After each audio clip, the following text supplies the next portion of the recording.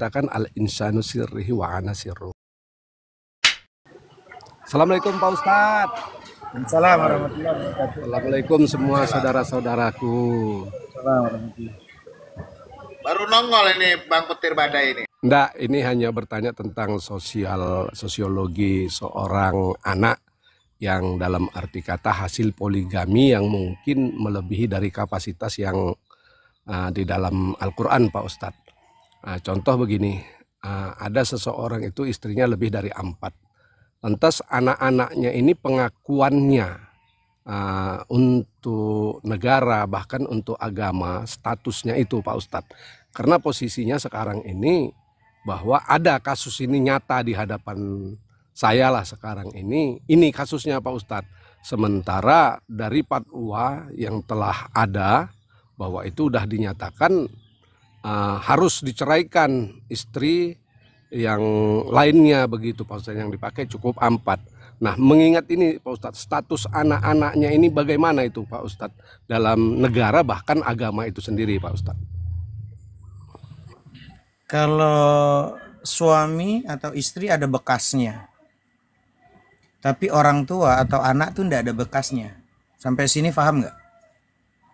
Paham Pak Ustadz, paham. Tapi statusnya maksudnya Pak Ustadz di negara begitu Pak Ustadz, sama agama itu Pak Ustadz. Dalam hal? Akuan, contoh kan begini Pak Ustadz. Dalam setiap anak itu kalau dia laki-laki itu pakai bin ayah kan begitu Pak Ustadz kan. Nah, dalam negara itu kepengurusan maksudnya ini apa ya? Dalam contoh kakak begitu Pak Ustadz. Apakah ini bisa diurus ke negara? Bahkan pengakuan agama itu sendiri ya mungkin dalam status agama sah-sah saja namanya tetap bin ayah, walaupun anaknya itu bisa dikatakan lebih dari 4 itu kan haram ya Pak Ustadz. Ini Pak Ustadz maksudnya Pak Ustadz. Mohon penjelasannya nih Pak Ustadz. Yang lebih dari 4 maksudnya gimana ya? Kalau posisi dia tuh nikah, terus nikah lagi, terus nggak lama istri yang keempatnya dicerai, terus dia nikah lagi, berarti kan nambah apa gimana maksudnya? Hitungannya gimana itu? Gini Pak Ustadz, biar lebih rinci bahwa istrinya ini lebih dari 10 Pak Ustadz. Nah, sekarang posisinya bahwa telah keluar fatwa bahwa itu harus yang lebih dari 4 itu diceraikan, dan bahkan dalam tradisi hukum kita ya mungkin Pak, lebih dari 4 itu kan dia jatuh hukum haram Pak Ustadz dalam pernikahan itu. Nah, lantas seandainya mengambil langkah istri yang lebih dari 4 ini diceraikan, nah status anak-anaknya ini Pak Ustadz yang kita pertanyakan Pak Ustadz. Status anaknya berarti yang ditanyakan. Ustadz. Ya, anaknya tetap binnya bin bapaknya. Kalau anak ya tetap nggak ada bin posisinya, kecuali kalau posisi dapat bin ibu nih, kasusnya kan biasanya karena mereka nih hamil di luar nikah itu kan hampir rata-rata pakai dia nggak ada bapaknya, dia nggak ada surat nikah, biasanya itu dari negara keluarnya bin ibu tuh biasanya. Betul nggak sih teman-teman? Gitu. Tapi yang berstatus di negara yang sah dalam negara gitu loh, Bang Badai. Ya. Yang tercatat di negara, tapi kalau nggak tercatat di negara ya nggak terdaftar di negara. Iya, artinya dia larinya binnya bin ibu cuma nanti satu itu, cuma istri pertama. Bisa 2 bisa. Kalau ada izin dari istrinya bisa 2. Bisa 2, 3, 4 bisa kalau dapat izin ada. Iya. Nah, istri-istrinya yang lebih dari 4 tadi Pak Ustadz. Nah, sementara dalam kondisi sosiologi seorang anak ini kan mereka ini kan menanggung ini Pak Ustadz. Sebetulnya mereka kan tidak tahu apa-apa begitu. Nah, sementara lagi Pak Ustadz, pernikahan yang dilakukan ini yang jelasnya itu kan di bawah tangan, nggak mungkin melalui lagi dari pemerintahan. Udah pastinya itu kita katakan yang wali hakimnya itu yang diangkat. Contoh saya umpamanya saya ambil wali orang yang tanpa ada resmi dari negara, yang penting dia itu bisa menikahkan. Nah, seperti itu Pak Ustadz. Lantas pernikahan ini kalau menurut dari keterangan yang ada, lebih dari 4 itu jatuh hukumnya haram. Nah, status anak ini apakah dikatakan itu anak haramkah atau memang anak itu sah menurut dari aturan agamanya, bahkan negara sendiri kalau seandainya mengurus kakak kita bilang anak itu bin ibu. Nah, ini kan agak janggal ya gitu Pak Ustadz, agak aneh kita dengar gitu. Kalau dalam hukum gini abangku, kalau dalam macam-macam nasakh ya, hukum nasakh dan mansukh ini dalam hal hukum nasakh ya. Ada sebuah kalimat wajaza naqsur rasmi dunal hukmi kadzaka nasul hukmi dunar rasmi wa nasu kulli minhuma illa badal wa dunihi wa dzaka takhfifun khasal ya hasal wajaza aidan kaunu dzalikal badal akhaffa au ashadda mimma qad batal. Artinya gini, boleh saja menghapus teks tapi tidak hukumnya. Teksnya terhapus tapi hukumnya tidak. Begitu pula menghapus hukum tapi teksnya ada. Nah, keduanya itu bisa diganti atau dibiarkan tanpa pengganti. Ini merupakan sebuah bentuk keringanan. Nah, pengganti itu juga bisa lebih ringan atau juga lebih berat daripada hukum yang dihapus. Contoh, nasakh bisa terjadi juga pada tulisan saja. Artinya boleh menghapus, menghilangkan kewajiban dibaca dan mencabut hak istimewa salah satu ayat Quran sehingga ayat tersebut tidak haram disentuh ketika berhadas dan tidak haram dibaca saat junub. Sementara hukum yang dibawanya masih tetap berlaku. Nah, di mana tuh penghapusan tulisan hukumnya tetap ada ayat tentang rojam, tentang dirajam. Di mana itu hadis riwayat Baihaqi itu.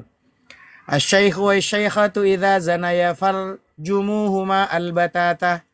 Orang tua laki-laki dan orang tua perempuan ketika berzina rajamlah mereka. Dulu kalimat di atas adalah ayat suci Al-Qur'an sebab Sayyidina Umar radhiyallahu anhu mengatakan kami pernah membaca kalimat ini. Perkataan ini diriwayatkan oleh Imam Asy-Syafi'i dan ulama lainnya. Narasi lengkapnya itu kalau teman-teman mau di dalam kitab Sahih itu. Tapi kalimat itu sudah dihapus dari Al-Quran dengan hukum yang masih berlaku. Hukumnya masih berlaku. Tapi tulisannya sudah tidak ada. Juga hukum saja. Nih contoh nih hukum saja. Ini penjelasan nazim. Nazamnya di mana? Begitu pula menghapus hukumnya tapi tidak teksnya. Teksnya ada tapi hukumnya udah terhapus. Sebagaimana boleh menghapus tulisan tanpa hukumnya, menghapus hukum tanpa tulisan juga dibolehkan, sehingga tulisan itu masih mendapatkan karakteristik dan juga hak istimewa dalam Al-Qur'an. Misalnya dalam lafaz apa? Surat Al-Baqarah 184. Wa 'alal ladzina yutiqunahu fidyah. Bagi orang-orang yang berat menjalankannya wajib bayar fidyah. Dia berat nih bayarnya nih, tapi wajib. Nah, hukum dalam ayat ini boleh tidak puasa dengan syarat membayar fidyah. Itu dihapus. Tapi teksnya, hukumnya udah kehapus, teksnya masih ada. Ini pelajaran yang penting yang harus saya sampaikan tentang masalah nasakh dan mansukh. Kalau di pondok orang-orang belajar nasakh dan mansukh itu biasanya udah di atas aliyah itu. Ya, udah belajar ngaji di atas aliyah. Ada juga hukum dan tulisannya, misalnya hukumnya ada, tulisannya ada. Di mana diriwayatkan Imam Malik sayyidina kana fi ma anzalallahu asyru radha'atin ma'lumatin yuharrimna. Dulu ada ayat yang berbunyi 10 susunan yang diketahui bisa membuat bayi atau menjadi mahram gitu. Nah, hukum dan tulisan kalimat ini dihapus dengan kalimat namanya khams atau maklumat 5 kali susuan yang diketahui. Tapi hukum 5 ini juga dihapus secara tulisan saja. Hukumnya tetap ada. Gitu loh. Nah, jadi penghapusan ketentuan menghadap seperti Baitul Maqdis ya yang ditetapkan oleh tindakan Nabi besar Muhammad SAW dalam hadis yang ditulis pada 2 kitab sahih, di mana kita tahu di surat Al-Qur'annya apa? Fawalli wajhaka syatral Masjidil Haram. Hadapkanlah wajahmu ke Masjidil Haram. Ada lagi surat Al-Baqarah 234. Ya tarabbasna bi anfusina arba'ata asyurin wa asran. Hendaklah mereka istri-istri menunggu dirinya beriddah 4 bulan 10 hari. Ayat ini mengganti ayat yang mana? Walladzina yutawaffawna minkum wa yadharuna azwaja wasiyatan li azwajihim mata'an ilal hauli ghaira ikhrat. Orang-orang yang akan mati di antara kamu dan meninggalkan istri-istri, hendaklah membuat wasiat untuk istrinya, yaitu nafkah sampai setahun tanpa mengeluarkannya. Nah, fidyah. Ya ayyuhalladzina amanu idza najaitumur rasul faqaddimu baina yaday najwakum shadaqatan. Itu surat Al-Mujadalah ayat 12. Jadi ayat ini dihapus dan tidak ada penggantinya, sementara penjelasan pengganti itu juga bisa lebih ringan. Berarti bahwa penghapusan hukum dan tulisan menghasilkan pengganti, maka pengganti ini bisa jadi lebih ringan dan juga bisa berubah menjadi lebih kuat. Maka teman-teman, pengganti lebih ringan, contoh kalimat di surat Al-Anfal ayat 65-nya, iyyakum minkun isruna sabiruna yaghlibuna mi'atain. Jika ada 20 orang yang sabar di antara kamu, niscaya mereka dapat mengalahkan 200 orang musuh. Setelah itu berubah menjadi setengah. Di mana ayatnya? Al-Anfal 66. Fa iyyakum minkum mi'ata sabiratun yaghlibu mi'atain. Jika di antara kamu ada 100 orang yang sabar, niscaya mereka dapat mengalahkan 200 orang musuh. Nah, contoh pengganti yang lebih berat hak memiliki antara puasa dan bayar fidyah sudah tadi saya jelaskan. Nanti ada nasah dan mansuh. Hukum. Apa itu nazamnya? Tsummal kitabu bil kitabi yunsahu kasunnatin bisunnatin fatunsahu walam yajuz ayyun sakhal kitab bisunnati bal aksuhu sawab wa dhu tawaturin bimisli nusikh wa ghairuhu bi ghairi falyantasikh wa ikhtara qaumun naskha ma tawattara bi ghairihi wa aksuhu hatmam yura. Artinya Al-Quran bisa dihapus dengan Al-Quran, begitu pula hadis dengan hadis. Namun Al-Quran tak boleh dihapus dengan hadis, sedangkan sebaliknya dibolehkan. Hadis dihapus karena ada dalil Quran lebih kuat. Nah, hal yang mutawatir dihapus dengan yang mutawatir, dan yang bukan mutawatir dihapus dengan yang sejenis. Nah, sekelompok ulama membolehkan menghapus yang mutawatir dengan hal yang lain, sementara sebaliknya sudah pasti dibolehkan. Itu nazamnya. Contoh, hadis dihapus dengan hadis. Di mana? Contoh dulu ada hukum kuntu nahaitukum an ziyaratil kubri. Dulu aku pernah melarang kalian ziarah kubur. Tapi kata Rasulullah, fazuruha, sekarang berziarahlah. Hadis dengan hadis. Dihapus tuh hukum.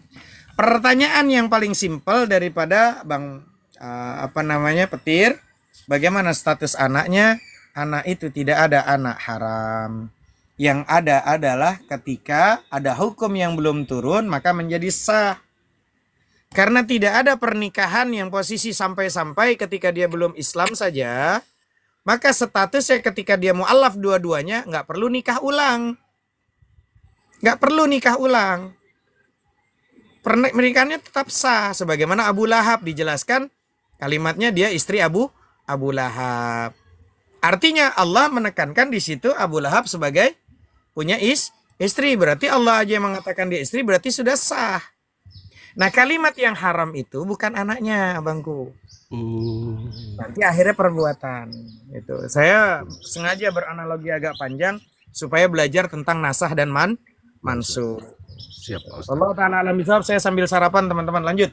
Siap, lanjut Pak Ustadz. Boleh sedikit lagi nih Pak Ustadz. Ini sekarang kan fatwa telah keluar. Dalam arti kata disuruh untuk menceraikan dari lebih yang dari 4. Hanya 4 yang diperintahkan untuk dipakai. Lantas ini tidak diindahkan atau tidak dihiraukan. Sementara di Al-Quran mengatakan wati'ullah wati'ur rasul ulul amri. Apakah perintah yang dipatwakan oleh Majelis Ulama Indonesia ini merupakan masuk dalam ayat ini Pak Ustadz? Itu pertama. Lantas resiko apabila ini kita tidak indahkan, kita pertahankan, tetap kita pakai, itu kira-kira pandangannya ke depannya itu bagaimana Pak Ustadz? Karena posisinya sekarang ini yang jelas ini adalah syariat yang secara umum bisa dilihat, bisa diceritakan, bahkan kita bilang ini sudah menurut dari sejarah-sejarah yang ada juga ini sudah melanggar dari ketentuan-ketentuan yang ada Pak Ustadz. Mohon keterangan Pak Ustadz, apakah seandainya kalau kita ini langgar fatwa ini atau tidak kita indahkan, bahkan kita pakai terus. Nah, ini apa resiko yang bakal kita dapatkan, ataupun bahasanya itu apa ya, sangsikah atau dosakah? Begitu Pak Ustadz. Mohon penjelasannya nih Pak Ustadz. Kan tadi udah jelas, nasah dan mansuh. Quran dengan Quran. Ada hadis bisa jadi ditarunkan dengan Al-Quran. Hadis dan non-hadis. Hukum syariat yang ada harus berpegangan kepada Al-Quran dan Sunnah. Perintahnya Al-Quran itu, fankihu ma taba lakum minan nisa masna wa sulasa wa ruba. Maka konteks-konteks yang ada di Al-Quran itu cukup 4. Maka ketika ada orang lebih dari 4, beda ya ketika dia menceraikan istri kedua. Dia udah 4 nih istrinya, diceraikan yang kedua terus dinikah lagi dengan orang lain. Ini beda nih. Itu boleh kayak gitu. Tetap dia istri sahnya adalah 4 karena udah diceraikan.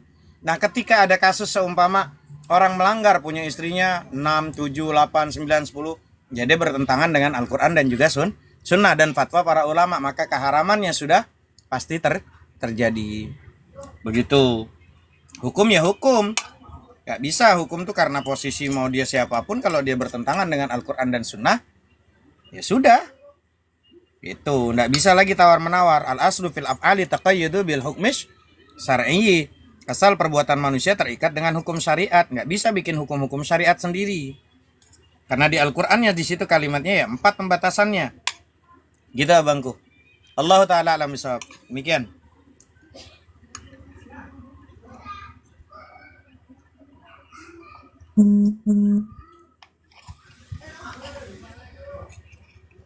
Lanjut.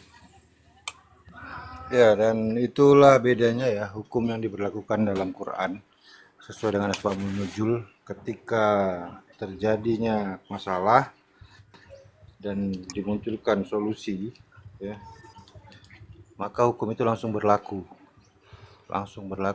ketika itu juga sampai saat ini kan gitu kan. Itu bedanya, tidak ada satupun yang dipertentangkan atau yang dilanggar. Kalau melanggar berarti ya sudah tidak mengikuti hukum fikih, tidak sesuai syariat Islam. Jelasnya di situ. Tentunya ada ancamannya kan, langsung Siap. berlaku ancaman, itu aja. Oke, terima kasih Pak Ustadz. Boleh satu lagi Pak Ustadz, ini masalah sholawat nih Pak Ustadz. Di Al-Quran dikatakan innallaha wa malaikatahu yusholluna 'alan nabi. Solu di situ dimaknakan atau diartikan itu dengan bersolawat Pak Ustadz. Sementara dari satu sisi secara kalam Allahumma sholli ala sayyidina Muhammad, ya itu adalah solawat bagi itu Pak Ustadz. Tapi kalau melihat dari secara maknanya Pak Ustadz, ini yang ingin kita dalami Pak Ustadz. Apa sebenarnya makna solawat secara hakikat yang sebenarnya Pak Ustadz dari perintah ini tadi, karena berselawatlah kamu atas nabimu, begitu Pak Ustadz. Nah, kalau secara lisan boleh-boleh saja seperti macam banyak salawat badar apa semua, secara bahkan banyak dilakukan tentang salawat, tapi secara apa yang dimaksud dari salawat ini, apa sebenarnya kepada Rasul kita, kepada Nabi dan Rasul kita Pak Ustadz, maksud dari arah salawat ini Pak Ustadz. Oke. Itu Pak Ustadz. Saya kasih dengan analogi yang simpel teman-teman. Nanti tolong koreksi para guru-guru semuanya, Ustadz. Salawat. Ini dalam bahasa kalimat salawat. Saya tanya gini. Cintanya seorang ibu sama anaknya. Ya, ayah sama anaknya. Anak sama ayahnya. Pasangan dengan pasangannya. Sayang nih, kalimat sayang. Kalimat sayang. Sayang aja. Nggak usah jauh-jauh pakai bahasa Arab. Pakai bahasa sayang. Kalimat sayangnya seorang ibu sama anaknya. Sayangnya ayah sama anaknya. Sayangnya anak sama ayahnya. Sayangnya anak sama ibunya. Terus kalimat sayang lawan jenis wanita dan perempuan yang bukan muhrim. Pertanyaannya, ada beda atau tidak?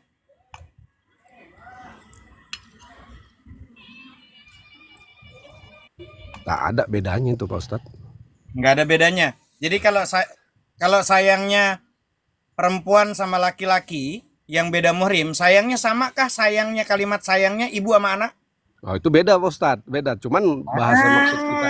yang saya tanyakan itu. Oh itu Pak Ustaz. Lanjut, Bahasa lanjut, sayangnya ibu sama anak, bapak sama anak, anak sama ibu, anak sama bapak, sayang kakak sama adik yang sedarah, sama kakak dan adik yang nggak sedarah, yang bukan muhrim, sama atau tidak? Tidak lah Pak Ustaz. Salawat Allah kepada makhluk, kepada Nabi Muhammad. Salawatnya malaikat Jibril atau malaikat-malaikat, seluruh para malaikat langit dan bumi kepada Nabi Muhammad. Salawatnya makhluk, salawatnya kita sebagai pengikutnya umat Nabi Muhammad. Pertanyaannya, salawatnya beda atau sama? Bahasa salawatnya itu sama atau beda? Kepada Allah dan Rasul Pak Ustaz. Allah kepada Nabi Muhammad. Iya Pak Ustaz. Allah bersalawat. Innallaha wa malaikatahu yusalluna 'alan nabi. Allah, para malaikat bersalawat untuk baginda Nabi Muhammad.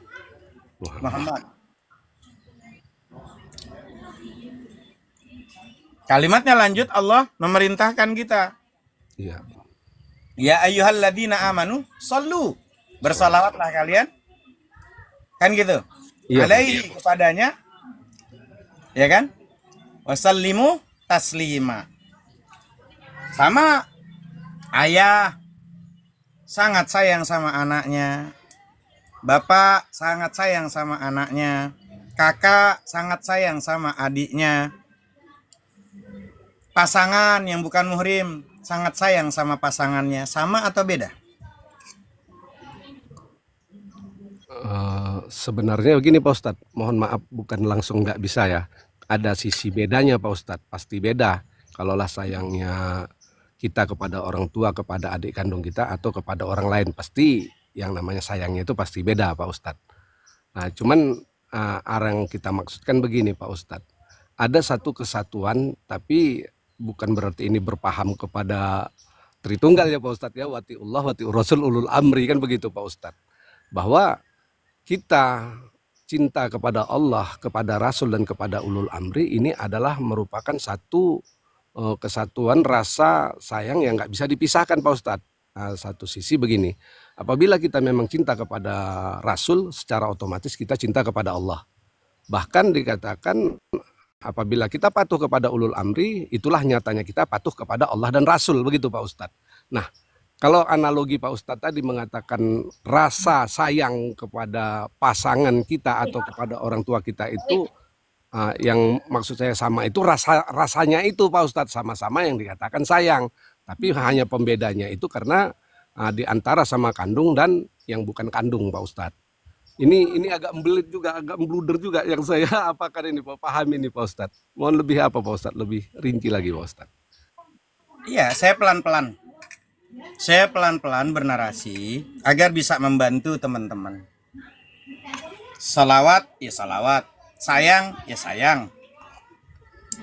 Ketika ada seorang hamba yang bersalawat nih ke manusia nih, umat Nabi bersalawat kepada Nabi sebagai tanda syukur kepada Nabi Muhammad. Karena perjuangan Nabi Muhammad inilah hingga Islam itu sampai kepada kita. Betul? Karena itulah perintahnya dari Allah agar kiranya kita bersalawat kepada baginda kita Nabi besar Muhammad sallallahu alaihi wasallam. Perintahnya dari siapa? Dari Allah. Kalau kita ngaku beriman. Kalaulah kita ngaku beriman, perintahnya ya ayyuhalladzina amanu sallu. Bersalawatlah, fi'il abar. Siapa yang memerintahkan? Allah. Berarti kita ini menjalankannya atas perintah siapa? Perintah Allah Pak Ustadz. Betul? Betul Pak Ustadz. Ketika Allah yang bersalawat kepada baginda Nabi Muhammad itu sebagai rahmat, kasih sayangnya Allah kepada salawat juga, tapi bentuknya adalah bentuk sebagai rahmat untuk Nabi Muhammad. Kalau para malaikat itu sebagai ampunan untuk Nabi Muhammad, bukan berarti Nabi Muhammad berdosa. Tapi kalau seorang manusia, umatnya Nabi Muhammad, sebagai rasa tanda mengikuti perintah Allah dan syukurnya kita bisa menjadi umat baginda Nabi Muhammad sallallahu alaihi wasallam yang dikategorikan beriman karena kalimatnya ya ayyuhalladzina amanu. Jadi kalau nggak yang beriman, nggak usah salawat karena kalian nggak diperintah. Yang diperintah yang beriman. Ya ayyuhalladzina amanu, wahai orang yang beriman, sallu, bersalawatlah alaihi wa taslimu, taslima, bersalawatlah kepada Nabi Muhammad. Jadi kalau kalian itu, saya nggak mau salat, ya udah, orang emang nggak, jangan merasa terpanggil karena yang dipanggil itu yang beriman. Kalau yang nggak beriman, ya jangan bersalawat, orang nggak terpanggil Anda. Itu. Gitu ya, Pak Ustadz. Jadi dalam arti kata begini ya Pak Ustadz, bahwa mematuhi perintah Allah dan Rasul itu merupakan bentuk dari sholawat kita kepada Rasul, begitu ya Pak Ustadz ya, secara hakikatnya ya Pak Ustadz ya. Betul. Sekarang pertanyaannya, di situ sholawat itu perintahnya Allah bukan? Perintah Allah Pak Ustadz. Kalau perintah Allah berarti kalau kita sebagai orang yang beriman mematuhi atau tidak? Wajib patuh Pak Ustadz, wajib patuh. Tuh. Perintahnya Allah untuk menghindari zina, perintah Allah atau bukan? Perintah Allah Pak Ustadz. Berarti wajib kita tinggalkan atau tidak? Wajib Pak Ustadz, wajib. Wajib kita tinggalkan. Perintahnya untuk posisi mendirikan salat, perintah dari Allah atau bukan? Perintah dari Allah Pak Ustadz. Oke. Kita melakukan apapun dalam aktivitas ini karena kita itu mengaku sebagai hamba Allah atau bukan? Ya. Yang beriman atau bukan? Karena semua kategori di Al-Quran itu khusus kalau mau mengerjakan yang merasa beriman. Karena yang dipanggil sama Allah perintahnya orang yang beriman. Perintah puasa, ya ayyuhalladzina amanu kutiba alaikumusyamu kama kutiba alal ladzina min qablikum la'allakum tattaqun. Perintahnya kepada siapa? Ya ayyuhalladzina amanu, perintahnya untuk yang beriman. Maka ketika ada orang yang nggak puasa, ya sudah, berarti dia tidak beriman. Karena perintah itu tidak untuk orang yang tidak beriman. Sampai sini paham? Paham Pak Ustadz. Nah, cuman begini Pak Ustadz, memang untuk pengakuan iman inilah yang agak ngeri-ngeri sedap ini sama kita Pak Ustadz gitu. Contoh begini, oke lah saya semampu saya mengerjakan perintah dari Allah dan Rasul. Lantas apakah saya ini udah beriman? Nah ini yang paling ngeri kita mengatakan Pak Ustadz, walaupun perintahnya itu ukurnya iman tuh di mana? Ya Pak Bisa Ustadz. tahu orang itu beriman, kadar ukuran orang beriman itu lihatnya dari mana? Kalau menurut dari apa yang saya ketahui, yang jelasnya berdasarkan antara perintah Allah dan larangannya Pak Ustadz. Begitu juga dari Rasul Pak Ustadz. Kepada Allah sembah dan sujudnya, dan kepada Rasul adalah patuh dan taatnya, begitu Pak Ustadz. Lanjut Pak Ustadz. Kadarnya orang itu memiliki iman yang kuat, tidak kuat. Kadarnya itu dilihatnya dari mana? Apakah kadar orang beriman itu dianggap karena dia banyak sujud, karena dia banyak sholat, karena dia puasa, karena dia pergi haji? Kan nggak di situ dilihatnya. Orang itu bisa diketahui keimanannya itu ditesnya dari mana? Bukan dari sholat, bukan dari puasa, bukan dari zakat, bukan dari melakukan kebaikan. Dilihatnya dari kesabaran. Maka berapa banyak orang yang imannya lemah sampai-sampai dia bunuh diri karena dia tidak Sabar. Dilihatnya makanya innallaha ma'as. Makanya ada kalimat wasta'inu bis sabri wassalah.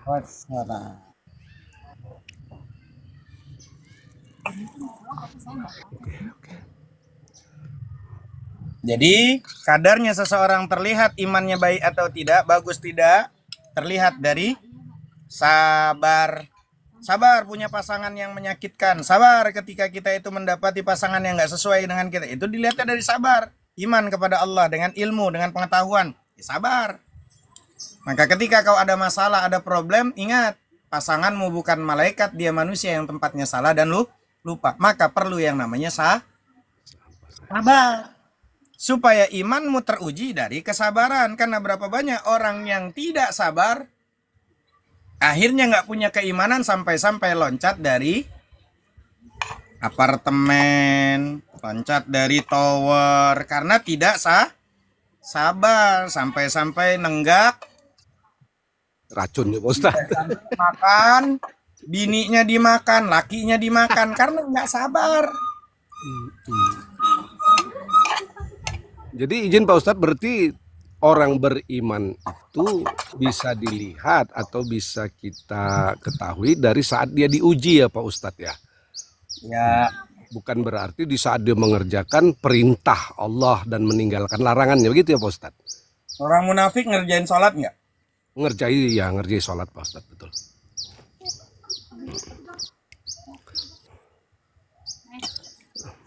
Izin lagi Pak Ustadz, izin lagi. Ini seru Pak Ustadz, tapi mohon izin buat saudara-saudaraku, buat apa ini banyak kali pertanyaan sama Pak Ustadz nih. Ini masalah pernikahan balik lagi Pak Ustadz.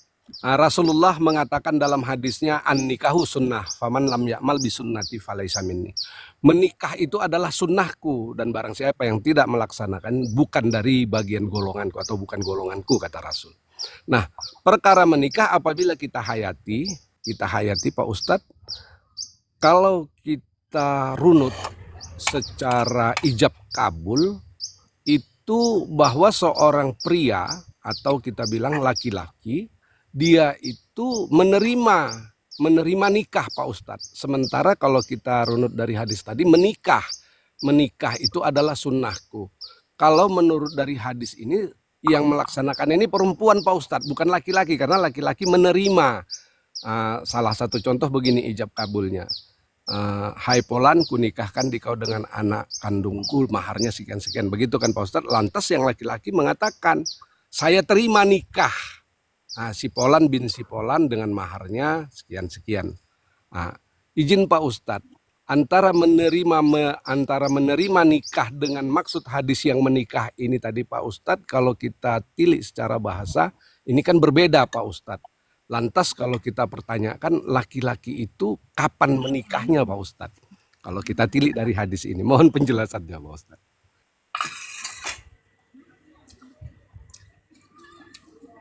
Berarti kita harus membahas definisi daripada nikah dulu. Siap Pak Ustadz. Apa itu definisi kata daripada nikah menurut para ulama?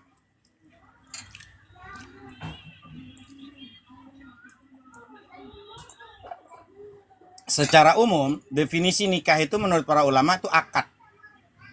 Ya, perjanjian yang membolehkan hubungan seksual antara seorang laki-laki dan perempuan yang bukan mahram dengan lafaz nikah atau yang semakna. Nah, istilah nikah juga bisa merujuk pada hubungan seksual itu sendiri. Namun dalam konteks yang tidak sebenarnya, namanya majas, ya. Itu majas. Nah, lalu kita ambil kalimat daripada beberapa poin, ya. Akad atau perjanjian. Nikah ini perjanjian suci yang mengikat antara laki-laki dan perempuan untuk membentuk keluarga. Maka saya katakan gini ke teman-teman. Ya, jadi kebolehan hubungan seksual, nikah itu menghalalkan hubungan seksual antara suami dan istri yang tidak dibenarkan tanpa adanya ikatan pernikahan. Ya. Nah, makanya ada lafadz nikah. Nikah dilakukan dengan mengucapkan lafadz nikah atau yang semakna seperti tajwid kalau bahasa Arab. Ya, uzawwijuka, aku nikahkan kamu, kan gitu. Qabil tu nikah, aku terima nikah dan kawinnya. Ya memang kalau dalam narasi bahasanya, teksnya, yang milih itu nanti perempuan. Dia nih imam saya pengen anak-anak saya ini lahir daripada janinnya karena dia adalah seorang pemimpin. Saya memilih pengen pemimpin yang mengerti agama, yang sayang, yang paham, maka saya harus pilih. Baru nanti si laki-laki itu ya saya terima nikah dan kawinnya. Nah nanti ada tujuan utamanya pernikahan itu apa? Untuk membentuk keluarga yang sakinah, mawaddah, warahmah, yaitu keluarga yang sakinah, kalimat sakana, tenang. Mawaddah penuh dengan kasih sayang, warahmah dan juga penuh dengan cinta kasih. Maka kalimatnya adalah pernikahan itu bukan hanya tentang mencari pasangan hidup. Tapi menikah itu adalah tentang mencari teman dan sahabat sejati. Sampai sini difahami dulu.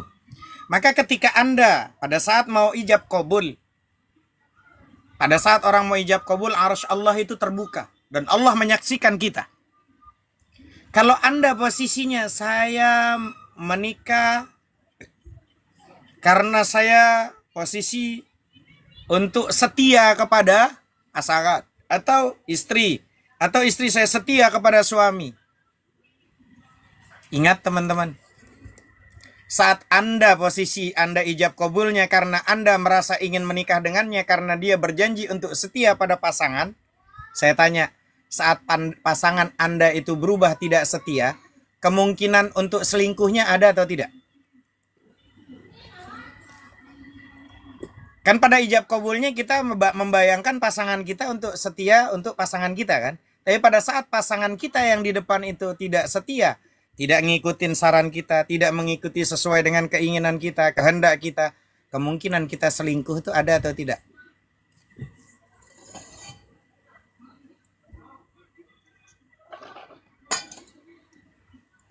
Pasti selingkuh kan? Ada Pak Ustadz ya. Pasti selingkuh kan? Karena kau berjanjinya untuk setia kepada Pasangan. Ya, pasangan. Betul atau tidak? Itu bukan aja permainan bahasa. Pasangan yang setia mau nurutin kita sampai 24 jam gitu. Iya.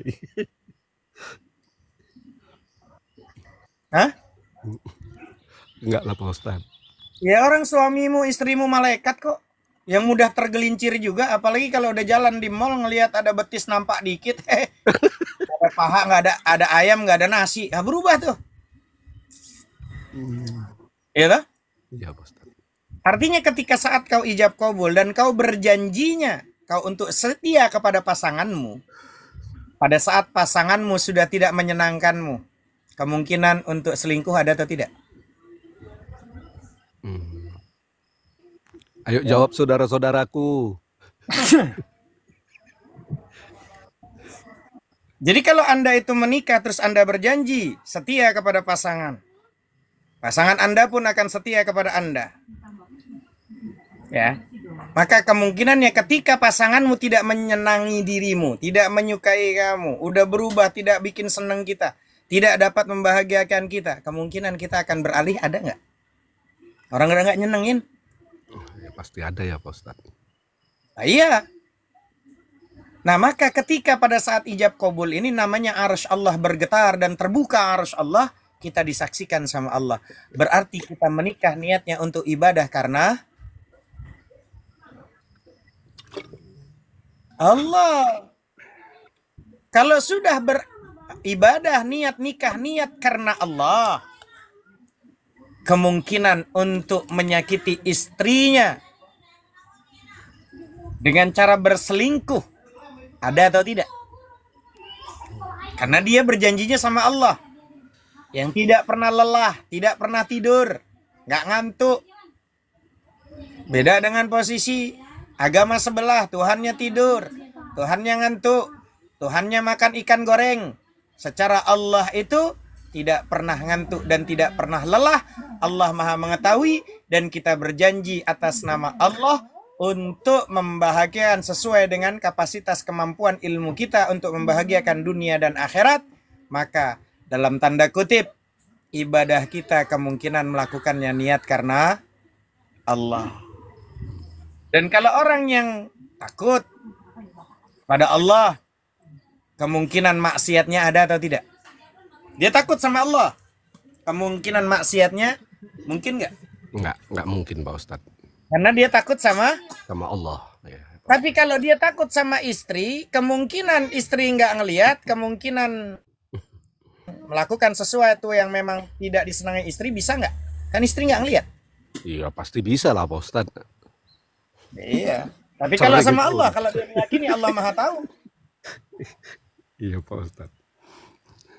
Jadi izin Pak Ustadz, kita agak perdalam lagi Pak Ustadz. Dalam Allah. Ya, telepon, angkat dulu. Udah Pak Ustadz. Nggak penting tuh Pak Ustadz. Yang penting ini pertanyaan ini Pak Ustadz. Ini dalam pernikahan ini kan memiliki tujuan. Kalau kita lihat dalam suami istri itu tujuannya yang paling pertama itu adalah ibadah, Pak Ustadz. Itu nomor satu. Yang kedua itu adalah sakinah mawaddah warahmah. Nah, itu merupakan juga tujuan dalam rumah tangga, karena sakinah mawaddah warahmah ini hanya bisa didapat dari kita berumah tangga, Pak Ustadz. Nah, baru yang ketiga itu adalah membuka tabir rahasia. Membuka tabir rahasia, ada sesuatu rahasia yang apabila ini tidak dilakukan pernikahan ini jatuh haram. Tapi kalau memang sudah ada akad nikah, yang rahasia tadi menjadi terbuka, Pak Ustadz. Nah, ini membuka tabir rahasia, Pak Ustadz. Contoh maksudku menikah antara hubungan kita kepada Allah, Pak Ustadz. Karena Allah mengatakan dalam hadis qudsinya, al insanu sirrihi wa ana sirruhu, bermula manusia itu rahasiaku dan aku rahasianya. Nah, membuka tabir rahasia ketuhanan ini apakah memang diperlukan pernikahan itu, Pak Ustadz? Karena kalau menurut dari keterangan Rasul tadi bahwa pernikahan itu adalah membuka tabir rahasia yang haram menjadi halal apabila setelah ada ijab kabul ataupun akad tadi, Pak Ustadz. Mohon keterangannya, Pak Ustadz. Oke, pelan-pelan.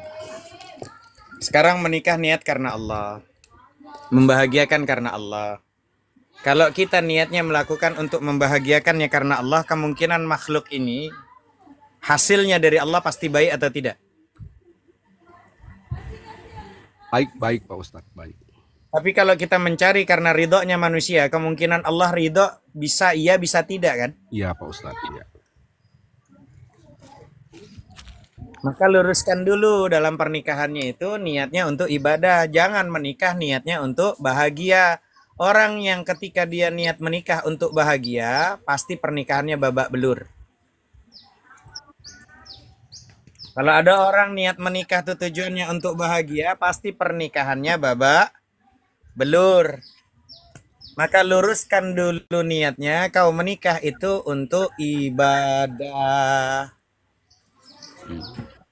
Makanya ketika ada pasangan yang nggak menyenangkan ya, kita niat karena Allah, disinilah pahala yang banyak aku untuk disuruh bersabar. Betul? Betul. Dan di situ kita niatnya karena Allah dengan cara kesabaran. Orang yang menikah niatnya karena Allah langgeng biasa, happy. Iya. Ini Berbeda kalau niatnya saya bertahan Ustaz karena anak, saya bertahan karena anak. Babak belur tuh, Masya Allah ujiannya tuh. Tapi kalau niatnya bertahan karena Allah, keren. Ada kan orang yang bertahan karena anak? Ada nggak? Banyak kan? Iya. Ada nggak? Ada. Maka ketika orang yang posisi dia itu menikah, luruskan lagi niatnya untuk niat untuk ibadah.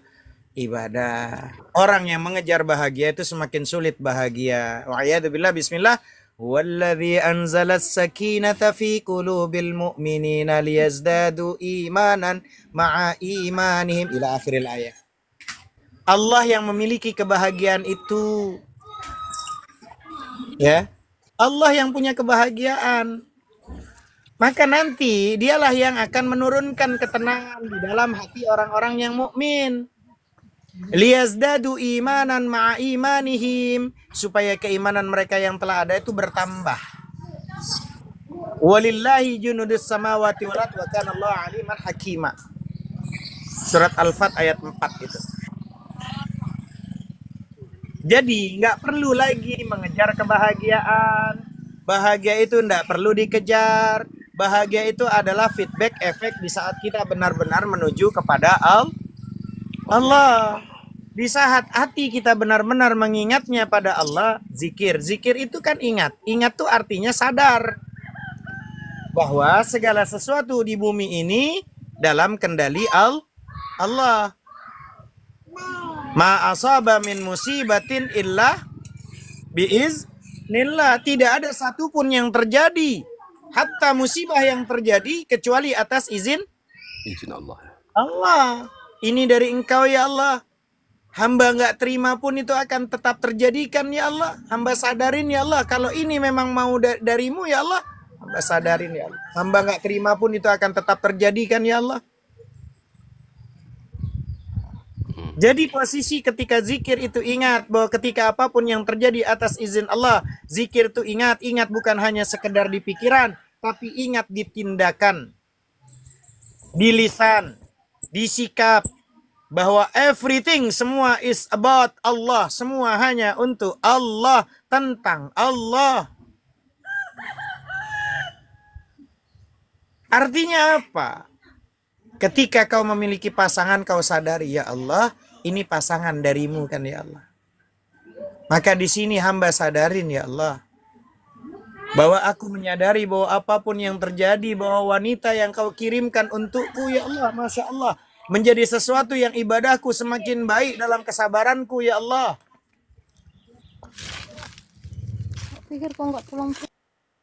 Dan itu menjadi hal yang penting untuk kita. Semakin banyak kita mengetes, mengasah kadar keimanan kita.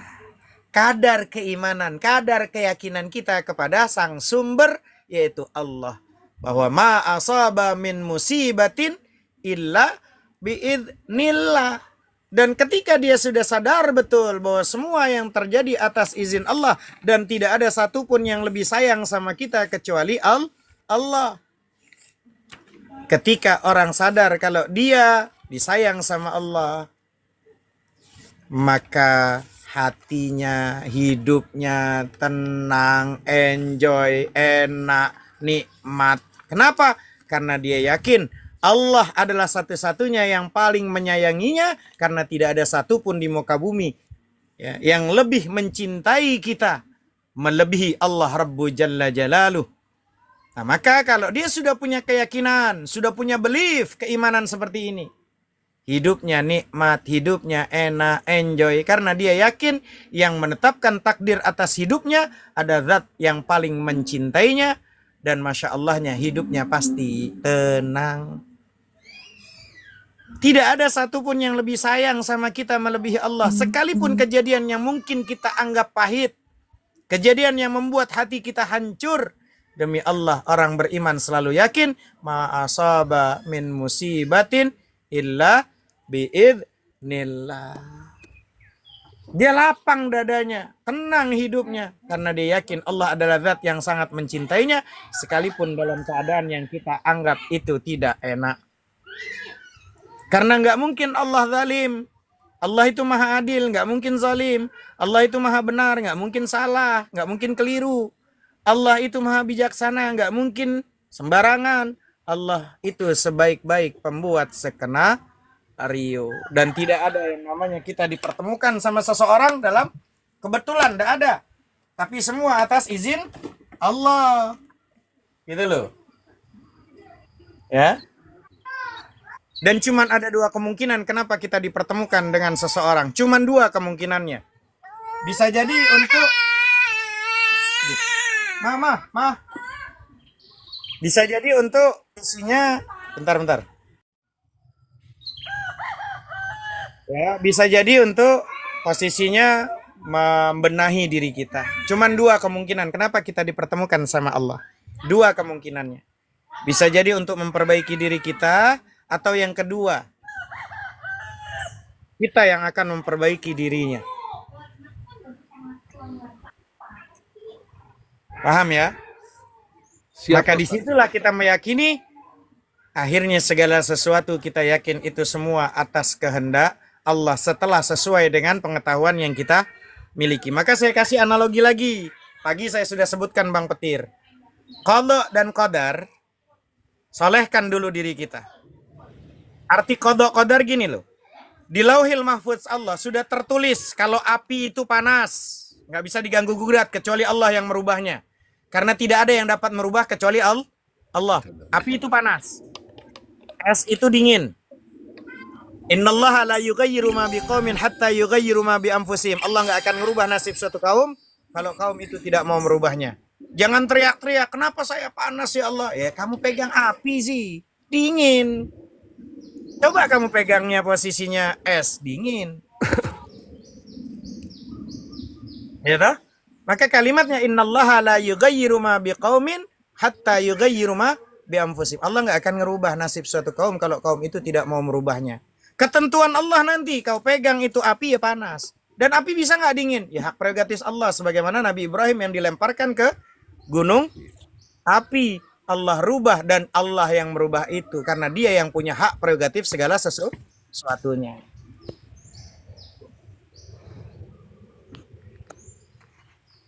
Paham ya? Siap Pak Ustadz. Dan itulah yang namanya sifat jaiz bagi Allah. Ya, Pak Ustadz. bagi Allah. Makanya ada syairan kalau kita ingat. Ada yang ingat? Wa jaizun bifadlihi wa adlihi tarkul likulli mumkinin kafi'lihi. Wa jaizun bifadlihi wa adlihi, dan bermula sifat yang jaiz bifadlihi pada Allah dengan keutamaannya, wa adlihi dan keadilannya, tarkun likulli mumkinin kafi'lihi. Itu meninggalkan pada tiap-tiap yang mungkin, kafi'lihi seperti mengerjakannya. Dalam surat Al-Qasas ayat 68. Ma'yadzubillah, bismillah. Wa rabbuka yakhluqu ma yasha wa yakhtar. Dan Tuhanmu itu menjadikan apa yang Dia kehendaki dan apa yang Dia pilih. Suka-suka Allah. Ya. Gitu. Wallahu taala a'lamu bissawab.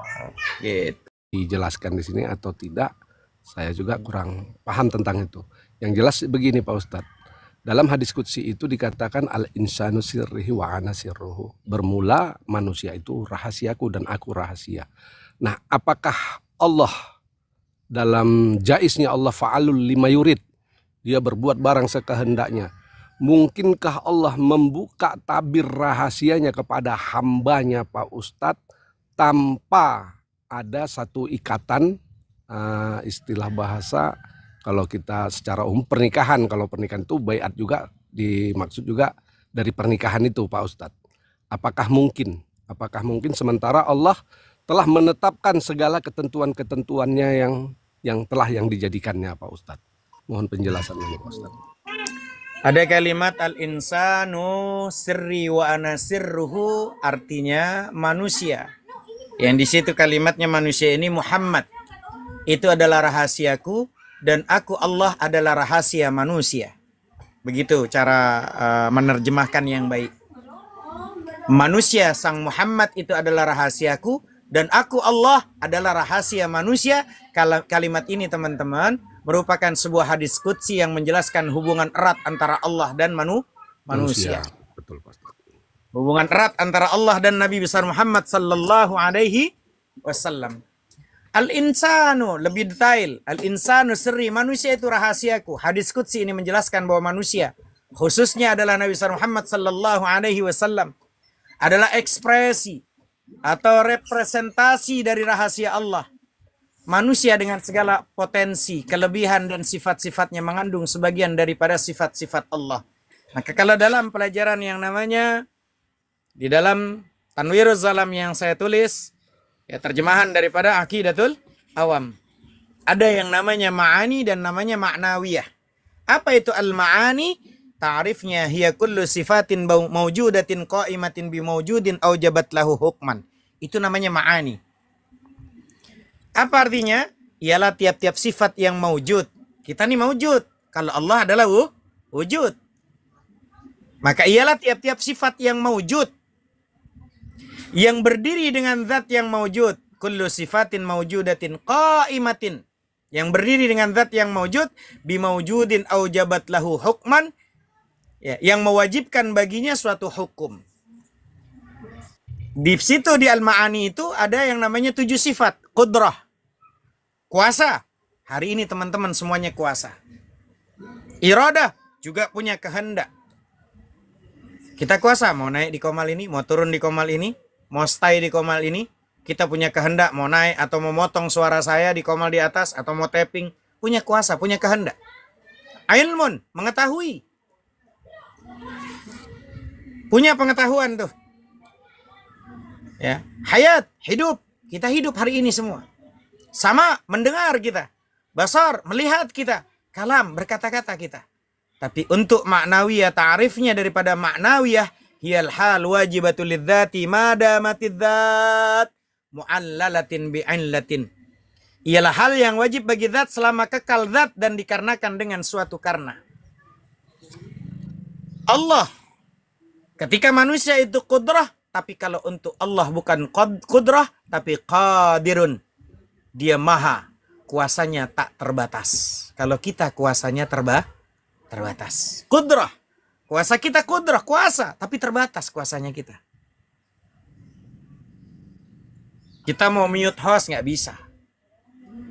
Terbatas Anda punya kemampuan di sini. Ya. Iradah, berkehendak. Anda punya kehendak. Saat Anda punya kehendak, tiba-tiba melampaui dari hostnya, saya turunkan. Nggak punya kehendak yang beda. Kalau Allah, qadirun, dia maha kuasa. Muridun, Allah juga maha berkehendak. Suka-suka Allah. Maka ketika ada, kalau Allah Hanafi, memang Allah itu pencipta alam antariksa, semuanya. Tolong dong bikinin saya posisinya air teh kopi, karena kopi saya, teh saya habis. Kan Allah itu punya kuasa tuh. Nggak terbatas. Kan katanya qadirun, maha kuasa. Coba dong buktikan maha kuasanya Allah bikinin saya teh. Dia lupa kalimat itu, menampar dirinya sendiri. Kalau terjadi itu yang namanya teh itu atas kehendakmu, berarti Allah bukan qadirun. Karena Allah atas kehendakmu, bukan kehendaknya. Terbantahkan tuh. Kan katanya Allah kuasa mampu bikin langit bumi. Masa bikinin saya teh pucuk aja nggak bisa? Buktiin dong maha kuasanya. Hei. Selain daripada qadirun, ada muridun yang maha berkehendak. Kalau Allah maha berkehendak, tiba-tiba kamu menginginkan sesuatu tapi dikendalikan sama kamu, berarti Allah bukan muridun. Karena Allah masih mau kau perintah. Berarti bukan muridun Allah. Hah? Kalau dalam diri manusia ada iradah, berkehendak, terbatas kehendak kita. Tapi untuk Allah yang maha berkehendak, muridun namanya. Kalau untuk manusia ada ilmun, tapi untuk Allah alimun, dia maha mengetahui. Ilmu kita terbatas. Tapi kalau ilmu Allah tak terbatas. Hayat, hidup. Tapi kalau untuk Allah itu hayyun, dia yang maha hidup. Sama mendengar kita. Pendengaran kita 10 meter, 20 meter, 30 meter, 100 meter udah nggak dengar lagi. Terbatas pendengaran kita. Tapi kalau untuk Allah sami'un, dia yang maha mendengar. Basar, melihatnya kita terbatas. Pandangan kita 10 meter, 20 meter, 30 meter, mulai rabun, 100 meter.